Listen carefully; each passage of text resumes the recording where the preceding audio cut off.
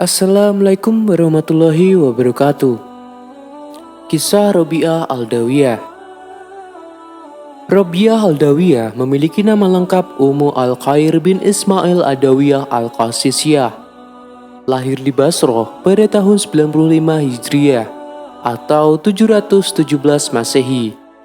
Menurut Ibnu Khalid, keluarga Robiah dari suku Atik dan ayahnya bernama Ismail. Robiah Al-Adawiyah adalah salah satu dari ulama sufi perempuan yang sangat disegani dalam sejarah peradaban Islam. Pemikiran serta laku spiritualnya terus dikaji sampai sekarang.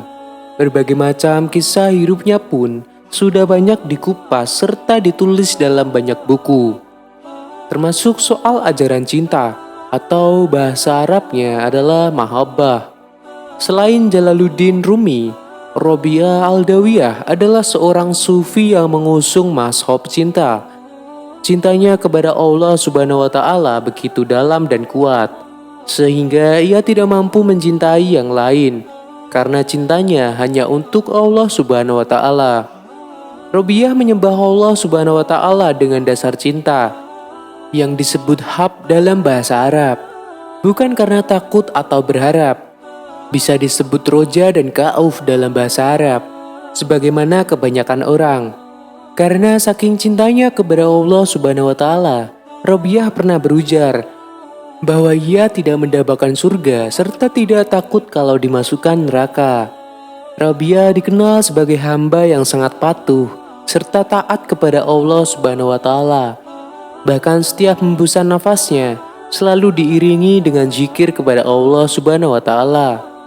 Dalam urusan beribadah kepada Allah, ia adalah orang yang sangat istiqomah.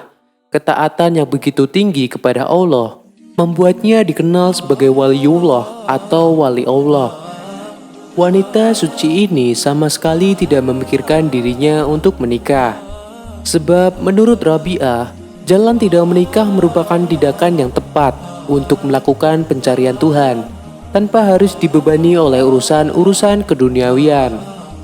Menurut Abdul Mun'in Qandil, Robiah termasuk dalam kelompok manusia yang mempunyai naluri yang tinggi, melebihi manusia biasa.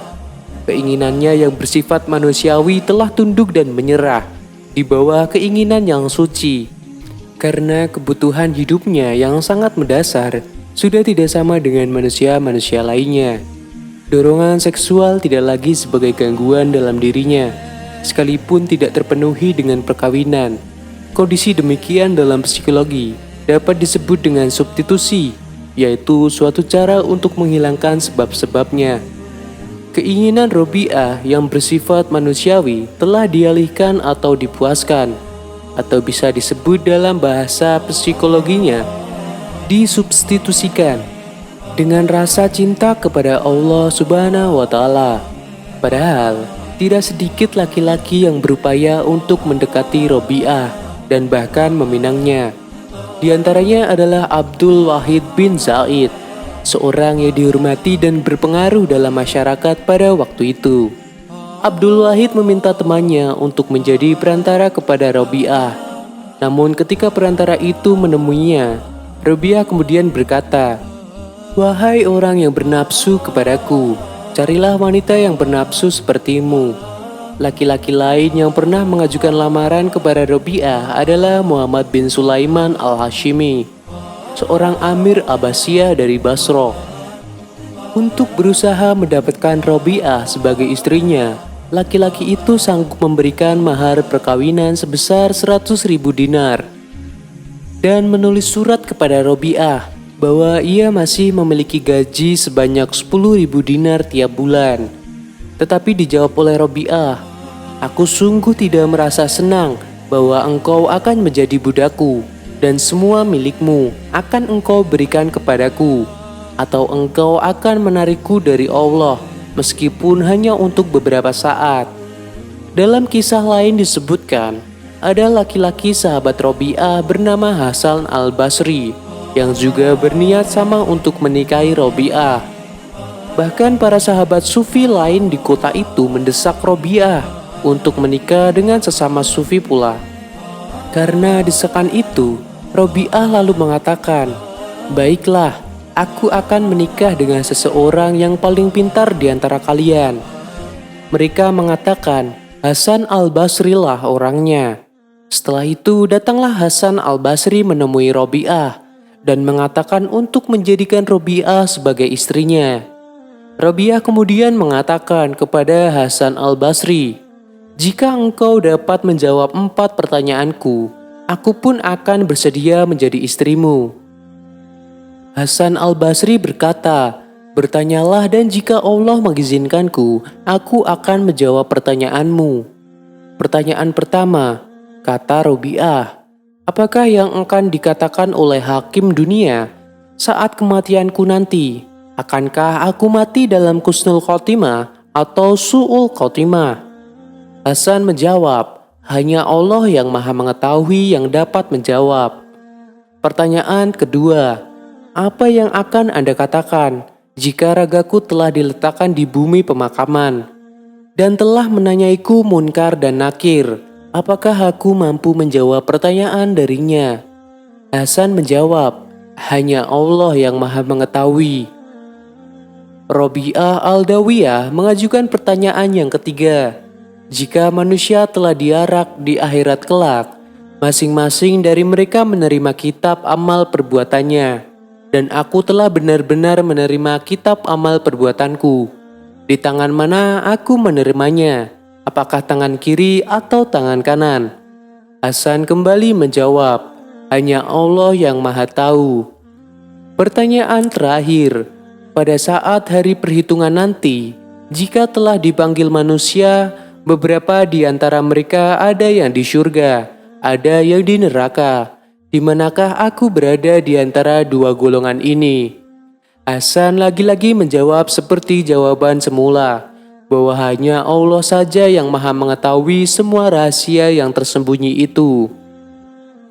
Setelah semua pertanyaan dijawab oleh Hasan Basri, Robi'ah mengatakan, seorang yang baginya goib tentang 4 hal ini, bagaimana dia disibukkan dengan pernikahan? Wahai Hasan, Robi'ah melanjutkan perkataannya, kabarkan kepadaku, berapa bagian Allah membagi akal? 10 bagian, kata Hasan Basri, yaitu 9 bagian diperuntukkan laki-laki dan 1 bagian diperuntukkan perempuan. Lalu berapa bagian Allah membagi nafsu? Tanya kembali Robi'ah. 10 bagian, jawab Hasan Basri, yaitu 9 bagian diperuntukkan perempuan dan 1 bagian diperuntukkan laki-laki. Wahai Hasan, kata Robi'ah, aku dianugerahi kemampuan menjaga 9 bagian nafsu dengan 1 bagian akal. Dan engkau tidak mampu menjaga 1 bagian nafsu dengan 9 bagian akal. Hasan Basri waliullah, ulama al-hakikah di angkatan tabi'in ini menangis dari apa yang dikatakan Robi'ah al-Adawiyah, dan dia pun keluar dari kediaman Robi'ah. Lahirnya Robi'ah dan mimpi seorang ayah melihat Nabi Muhammad SAW. Hasrat Robi'ah al-Adawiyah al-Qasiyah adalah nama lahir Rabi'ah yang merupakan putri keempat dari keluarga miskin namun merdeka dan dihormati.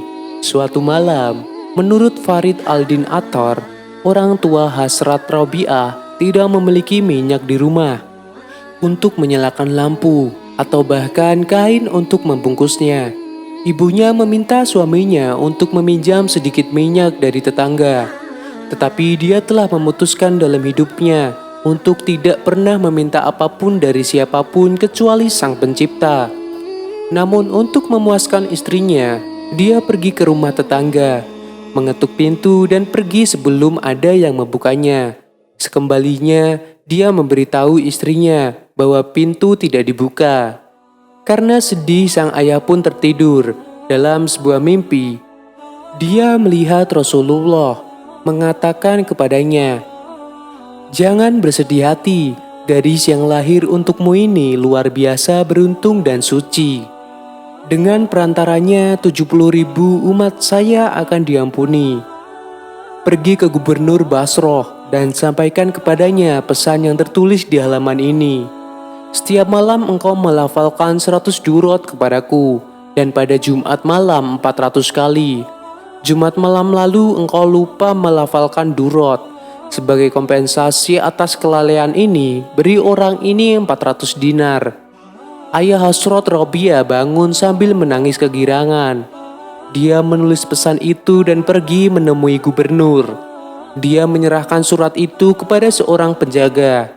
Ketika gubernur membacakan surat tersebut, dia tergerak oleh kenyataan bahwa Rasulullah SAW telah mengingatkannya.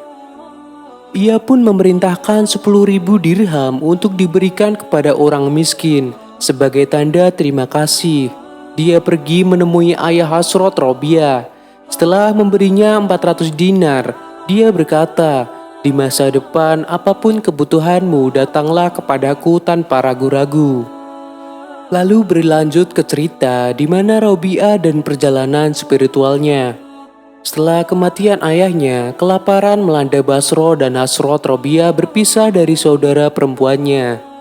Legida mengatakan bahwa dia menemani karavan yang jatuh ke tangan perampok.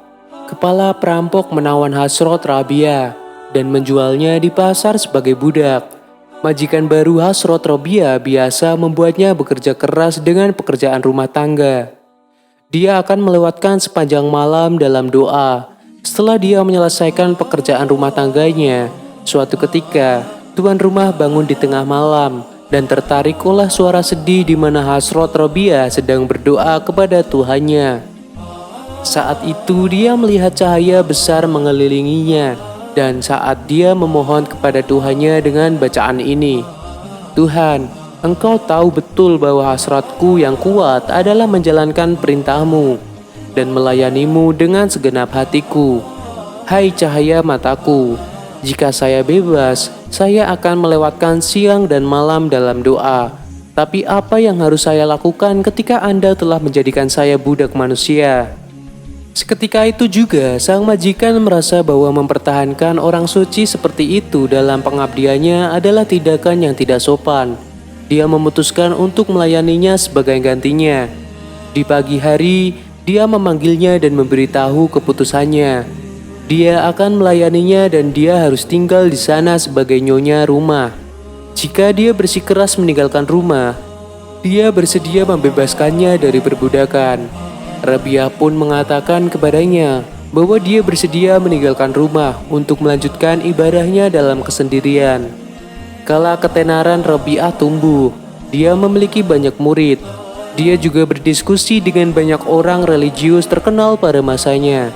Meskipun dia memiliki banyak tawaran untuk menikah, dan dia menolak mereka karena dia tidak punya waktu dalam hidupnya untuk apapun selain Tuhan.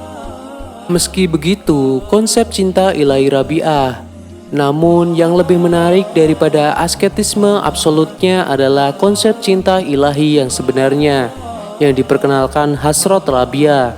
Dia adalah orang pertama yang memperkenalkan gagasan bahwa Tuhan harus dicintai demi Tuhan, bukan karena rasa takut, seperti yang telah dilakukan para sufi sebelumnya. Dia mengajarkan bahwa pertobatan adalah hadiah dari Tuhan karena tidak ada yang bisa bertobat kecuali Tuhan telah menerimanya dan memberinya karunia pertobatan ini. Dia mengajarkan bahwa orang-orang berdosa harus takut akan hukuman yang pantas mereka terima atas dosa-dosa mereka. Tetapi dia juga menawarkan harapan surga yang jauh lebih banyak kepada orang-orang berdosa daripada kebanyakan bertapa lainnya. Untuk dirinya sendiri, dia berpegang pada cita-cita yang lebih tinggi, menyembah Tuhan bukan karena takut neraka atau dari harapan surga, karena dia melihat kepentingan diri seperti tidak layak sebagai hamba Tuhan. Emosi seperti ketakutan dan harapan seperti tabir, yaitu rintangan untuk melihat Tuhan sendiri. Dia berdoa,